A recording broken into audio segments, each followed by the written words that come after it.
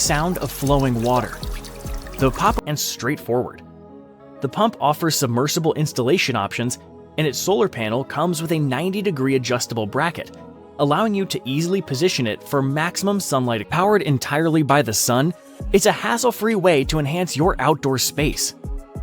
The pump is powered by a 25-watt glass solar panel, making it eco-friendly and completely wire-free, ensuring reliable performance throughout the day.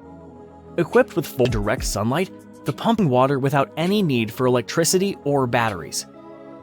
It lets you adjust the water flow, changing both the spray pattern and height. For different nozzles, it automatically shuts off when the water level gets too low. This ensures the pump won't run dry, extending its lifespan. The flexibility is key. It comes with this pump delivers. The included 4 feet of tubing suction cups ensure the pump stays securely in place, preventing any drifting, preventing damage to the motor.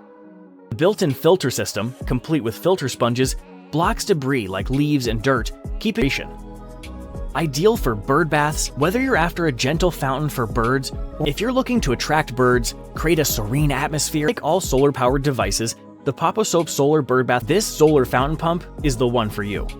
Get it and see how much joy it adds to your life.